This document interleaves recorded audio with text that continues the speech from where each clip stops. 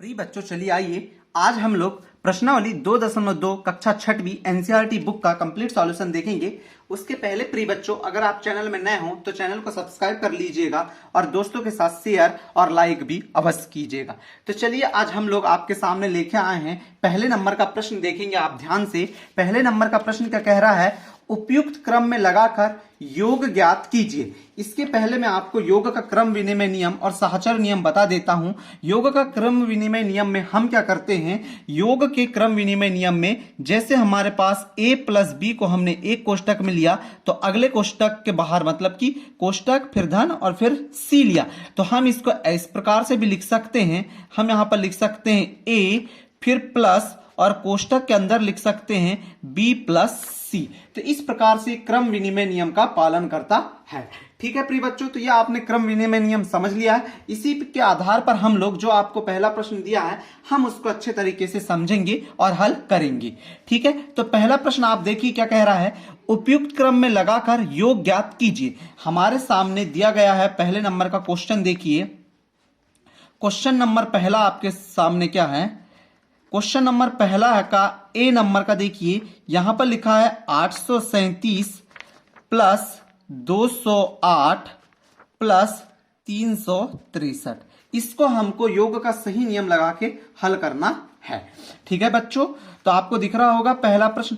अब इसे योग के नियम से हमें हल करना है तो क्या करना पड़ेगा, योग के नियम से हल करने के लिए इसे सिंपल सा हम लिख सकते हैं 837 प्लस इसको लिख सकते हैं हम लोग कोष्टक में 208 धन 363।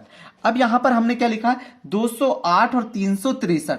अब हम सबसे पहले कोष्टक को हल करेंगे तो यहां पर क्या हो जाएगा, हमारे सामने 837 जैसे का वैसा रह जाएगा और 208 और 363 का योग करेंगे तो ये हो जाएगा 571। कितना हो जाएगा बच्चों, 571 हो जाएगा। हमने ऐसा कोष्टक में इसको क्यों लिया, हमने इसको क्यों कोष्टक में लिया, हम इन दोनों में से, आपको दोनों साइड दिख रही होंगी, इन दोनों साइडों में से आपको जो साइड लेना हो वैसे ले सकते हैं। a प्लस बी को अगर आपको करना तो a इसको मान ली, b इसको मान ली, तो ये कोष्टक में हो जाता और c क्या हो जाता बाहर। अभी हमने a को बाहर रख दिया और b प्लस सी वाला ले लिया है तो ये इस प्रकार से कर लिया। अब इन दोनों को हमने योग कर दिया है, जोड़ दिया है। अब यहां पर जोड़ने पर हमारा आया 571। अब 571 में 837 को जोड़ेंगे तो ये कितना हो जाएगा, हमारा 1408 हो जाएगा। कितना आ जाएगा, 1408। तो यही तो हमारा उत्तर। देखिए कितने इजी तरीके से हमने पहला प्रश्न का हल कर लिया, पहले का। उसी प्रकार से पहले का दूसरे का भी हल देखेंगे आप लोग। पहले का दूसरा क्वेश्चन क्या है, ध्यान से देखिए। दूसरे नंबर का क्वेश्चन हम सबसे पहले लिख लेते हैं। बी नंबर का प्रश्न देखेंगे। बी नंबर का प्रश्न क्या है, अब यहां पर 1962 प्लस 453 प्लस 1538 और प्लस में है 647। कितना है, 647। ठीक है, इस प्रकार से इसको लिख लिया हमने 647 से, याद रखिएगा यहां पर लिख दे रहे हैं 647। ठीक है, इस प्रकार से 647 है। अब हमें योग का नियम लगाना है तो योग का नियम लगाने के लिए हमारे पास 3 चाहिए थे, यहां पर कितने हैं, 4 हैं। तो आप अब यहां पर 4 दिए हैं तो किन्हीं 2 का योग करके 1 बना दीजिए उसको। आपकी मनमर्जी, आपको जिसका योग करना है उन दोनों का योग करके उसे 1 बना दीजिए। जैसे यहां पर आपके सामने पहली 2 संख्याएं दिख रही होंगी आपको, 1962 और 453। इन दोनों का योग कर लेते हैं हम लोग सबसे पहले। तो योग करें तो कितना आ जाएगा, ये 2415। कितना आ गया बच्चों, 2415 आ गया, ये 2415। अब इस 2415 में आपको करना क्या है, बाकी जो जो बचे हैं उसको लिख देना है। 1538 बचा है और यहां पर बचा है 647। अब फिर से योग का नियम लगाते हैं हम लोग, योग का क्रम विनिमय नियम। तो इन दोनों का योग कर दीजिए कोष्टक में और इसे बाहर कर दीजिए, या इन दोनों का योग करके आप उसे बाहर कर दीजिए। तो हम क्या करते हैं, यहां पर 2415 प्लस कर देते हैं कोष्टक के अंदर 1538 और यहां पर हम लोग बाहर रख देते हैं 647 को। तो देखा हमने क्या किया यहां पर प्रिय बच्चों, हमने किया 2415 और 1538 को आपस में एक कोष्टक में रख दिया। अब इन दोनों का योग करें तो योग करने पर आएगा 3953। कितना आएगा 3953। अब इस 3953 में हम लोग क्या करेंगे, 600 जो 47 दिया हुआ है उसको जोड़ देंगे। अब 647 को जैसे ही हमने जोड़ा या योग किया इन दोनों का 3953 और 647 का, तो ये आ जाएगा हमारा 4600। यही तो क्या है, हमारा दूसरे का उत्तर है। ठीक है प्रिय बच्चों, आप इस प्रश्न को भी कर लीजिएगा। अब थर्ड नंबर का देखेंगे, मतलब सेकंड का पहला देखेंगे। आप लोग सेकंड का पहला करेंगे। अब हम लोग सेकंड का पहले में हमें अब गुणन के नियम लगाना है। यहां पर गुणन वाले नियम लगाना है, मतलब कि गुणन का योग क्रम में नियम लगाना है। तो जहां जहां धन आता था वहां वहां क्या आ जाएगा, अब गुणा आ जाएगा। तो जैसे का वैसा ही हो जाएगा। तो पहला क्वेश्चन क्या है, 2 गुणा 1768 गुणा 50। तो लिख लेते हैं हम लोग पहला प्रश्न, 2 गुणा 1768 गुणा क्या हो जाएगा, यहां पर 50 हो जाएगा। तो 2 गुणा 1768 गुणा यहां पर क्या हो गया, 50 हो गया। अब हमें योग का गुणन नियम लगाना है।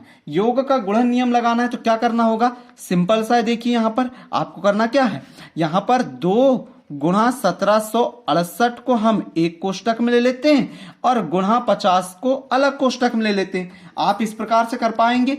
हमने करा क्या है, आप यहां पर 50 को भी ले सकते, मतलब कि 50 गुणा 2 कर सकते हैं और 1768 को अलग कर सकते हैं। ठीक है, लेकिन हमने अभी क्या करा, 2 गुणा 1768 किया है। तो अब 2 गुणा 1768 अगर आप करते हैं तो कितना आ जाएगा प्रिय बच्चों, 2 गुणा 1768 कर दीजिएगा तो आपका आ जाएगा 3536। 3500 कितना आ गया, 36 आ गया, गुणा ये 50 है। अब जैसे ही 3536 आपका आया, इस 3536 में भी आपको किसका गुणा कर देना है, 50 का गुणा कर देना है। जब आप इसमें 50 का गुणा कर देंगे तो ये कितना आ जाएगा, ये आ जाएगा आपका 1,76,800। ये हुआ हमारे दूसरे का पहले का उत्तर। ये क्या हो गया, 1,76,800 हमारे दूसरे का पहले का उत्तर हो गया। तो बच्चों इसी प्रकार के वीडियो के लिए प्लीज आप चैनल को सब्सक्राइब कर लीजिएगा। अब अगला प्रश्न देखिए, अगला प्रश्न क्या है, दूसरे का दूसरा है 4 गुणा 166 गुणा 25। दूसरे का दूसरा देखेंगे अब आप लोग, दूसरे का बी नंबर का है, 4 गुणा 166 गुणा क्या है 25 है। ठीक है, ये दिया गया है। अब इसको हल करें हम लोग, तो इसको हल करेंगे तो यहां पर ध्यान से देखिए, सेम वैसे ही कर लेते। अब हम लोग यहां पर देखिए 4 गुणा 25 को एक कोष्टक में लिख लेते हैं और गुणा 166 को अलग लिख लेते हैं। आप किसी भी क्रम में लिख सकते हैं, बस आपको नियम क्या लगाना है, सही लगाना है। ठीक है, तो 4 गुणा 25 करोगे तो यह आपका कितना आ जाएगा 100। यहां पर आप अब 166 से गुणा कर दीजिएगा। जब यह आप गुणा करेंगे तो यह आ जाएगा हमारा 16,600। कितना आ जाएगा प्रिय बच्चों, 16,600। तो दूसरे का आंसर हमारा क्या आ गया, 16,600 आ गया, दूसरे का बी नंबर का। अब उसी प्रकार दूसरे का सी नंबर का देख लेते हैं। दूसरे का सी नंबर का प्रश्न क्या है, 8 गुणा 299 गुणा 125। तो सी नंबर का देखेंगे प्रिय बच्चों आप लोग, सी नंबर का क्या है, 8 गुणा 299, 8 गुणा 299 गुणा 125। इसको अब हम लोग क्रम विनिमय नियम से ही हल करते हैं। तो यहां पर देखिए क्रम विनिमय नियम से हल करना है तो क्या हो जाएगा आपका, यहां पर अब हमें क्या करना है, 8 गुणा 29 एक कोष्टक में कर देना है और गुणा 125 को हमें अगले कोष्टक में बाहर कर देना है। ठीक है, आपको बन जाएगा, यहां पर हमने क्या करा, 8 गुणा 29 को एक कोष्टक में कर दिया और 125, 29 नहीं सॉरी 299 है, ये 299 को एक कोष्टक में कर दिया और 125 को अलग कर दिया। तो 8 गुणा 299 आप जब करोगे तो ये कितना हो जाएगा, 2328 हो जाएगा। इसमें अब हमें किसका गुणा करना है, अब हमें इसमें 125 का गुणा कर देना है। जब 125 का आप गुणा कर दोगे तो ये कितना आ जाएगा, ये आ जाएगा हमारा 2,91,000। कितना आ जाएगा, 2,91,000। तो इस प्रकार से आप दूसरे का सी नंबर का भी हल कर सकते हैं। उसी प्रकार अब देखेंगे दूसरे का डी नंबर का देखेंगे। दूसरे का कौन से नंबर का देखेंगे प्रिय बच्चों, अब हम लोग डी नंबर का देखेंगे। तो डी नंबर का आप जब देखोगे तो क्या हो जाएगा, यहां पर ध्यान से देखिएगा, डी नंबर का जब देखेंगे तो डी क्या है हमारा, देख लीजिएगा, डी लिख लेते हैं यहाँ पर। डी को अब हम लोग सॉल्व करेंगे। तो सॉल्व करने के लिए डी प्रश्न देख लेते हैं। सबसे पहले क्या है, 625 गुणा 279 गुणा 16, 625 गुणा 279 गुणा 16 यहां पर आपको दिख रहा होगा इस प्रकार से। तो इसको हल करने के लिए क्या करना होगा, इसको हल करने के लिए वही सबसे पहले हमें क्रम विनिमय नियम लगाना है गुणन का। तो ये क्या हो जाएगा, इस प्रकार से हमने क्या करा, 625 को बाहर कर दिया है और 279 गुणा 16 एक कोष्टक में हमने ले लिया है। अब क्या करेंगे आप बच्चों, यहां पर जो आपको दिख रहा है 279 उसका मल्टीप्लाई कर देंगे हम लोग 16 से। कितने से कर देंगे, 16 से।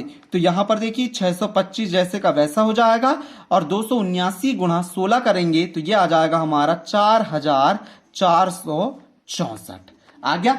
अब इस 4464 में आपको 625 का गुणा कर देना है। जब आप 625 का इसमें गुणा कर देंगे तो ये आ जाएगा आपका, कितना आ जाएगा ये आपका, ये आ जाएगा आपका 27 लाख, ये अल्पविराम नहीं है, 27,90,000। ये क्या है आपका डी नंबर का उत्तर है। अब इसी प्रकार के आपको बाकी के दो प्रश्न दिए गए हैं और दूसरे के ई नंबर का और एफ नंबर का।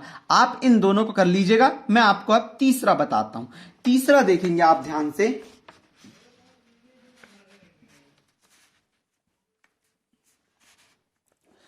क्वेश्चन नंबर ये हमारा आ गया तीसरा का पहला। तीसरे का पहला हम लोग सॉल्व करते हैं। तो यहां पर देखिए आपको क्या दिख रहा है, 297 गुणा 17 धन 297 गुणा 3। निम्नलिखित में से प्रत्येक का मान ज्ञात करने बोला है अब हमें। ठीक है, मान बस ज्ञात करना है यहां पर। तो देखिए 297 गुणा 17, पहला प्रश्न क्या है, 297 गुणा 17 धन 297 गुणा 3 दिख रहा है आपको। 297 गुणा 17 और 297 गुणा 3 हो गया प्रिय बच्चों। इस प्रकार से आपको समझ आ गया होगा। करना क्या है, यहां पर 297 दोनों में हमें कॉमन दिख रहा है, सर्वनिष्ठ दिख रहा है। तो हम क्या करते हैं, दोनों से 297 हम लोग बाहर निकाल लेते हैं। तो अंदर क्या बचेगा, 17, ये धन का चिन्ह और ये क्या बच जाएगा 3। तो करना क्या है आपको समझ आ गया होगा कि हमें 297 जैसे का वैसा लिखना है और 17 और 3 को जोड़े तो कितना आ जाता है प्रिय बच्चों, 17 और 297 को जोड़े तो 17 और 3 को जोड़े तो कितना आ गया, वो आ गया हमारा 20 आ गया। अब हमें करना क्या है, 20 गुणा 297 कर देना है। 20 गुणा 297 तो कर दीजिए। 20 गुणा 297 यानी कि 297 का दुगना आप करोगे तो ये कितना हो जाएगा, 594। और ये एक जीरो है तो गुणा करने पे जीरो तो लगता ही है। तो 5940 ये हमारे तीसरे का पहले का उत्तर हो जाएगा। ठीक है प्रिय बच्चों, बन जाएगा, उम्मीद है आपसे। अब हम लोग इसी प्रकार देखिए इन दोनों में से क्या बाहर निकल जाएगा, 54,279 बाहर निकल जाएगा। तो 92 और 8 को जोड़ देंगे आप, 100 आ जाएगा। यहां पर 2 जीरो लगा दोगे तो 54,279 00, वही हमारा क्या हो जाएगा, उत्तर हो जाएगा। यहां पर अगला प्रश्न देखेंगे। अगला प्रश्न क्या आपके सामने, 81,265 गुणा 169 माइनस 81,265 गुणा 69। अब यहां पर 81,265 को दोनों में से बाहर निकाल लेंगे तो अंदर क्या बचेगा, 169 में से 69 को घटा देंगे तो 100 आ जाएगा। फिर 100 का यहां पर मल्टीप्लाई कर देंगे तो 81,265 00 लग जाएंगे। अब यहां पर अगला प्रश्न देखिए जो तीसरे का डी नंबर का है। तो यहां पर हम लोग तीसरे का डी नंबर का क्वेश्चन हल करेंगे। ध्यान से देखिएगा आप, क्वेश्चन नंबर तीसरे का डी हल करेंगे तो हम सबसे पहले उसे लिख लेते हैं। क्या है तीसरे का डी, 3845 गुणा 5, 3845 गुणा 5, फिर क्या है गुणा में है 782, फिर है धन का चिन्ह और फिर है 769। कितना है, 769 गुणा 25 गुणा 218। कितना है, 25 गुणा 218। ठीक है प्रिय बच्चों, आपको समझ आ गया होगा। करना क्या है इसमें, यहां पर देखिए यहां पर गुणा में अलग अलग संख्या नजर आ रही है। तो हम कुछ ऐसा करते हैं कि ये सब क्या हो जाए, एक समान हो जाए। मतलब हमें करना ऐसा है कि ये 3845 गुणा 5 गुणा 782 ये जैसे का वैसा रहेगा आपका। ये कैसा रहेगा, जैसे का वैसा ही रहेगा आपका। ठीक है प्रिय बच्चों, इसको जैसे का वैसा रखना है आपको। अब यहां पर करना है हमें 769 इस 25 को दो भागों में तोड़ना है। तो ये कितना हो जाएगा 5 गुणा 5 गुणा कितना हो जाएगा 218।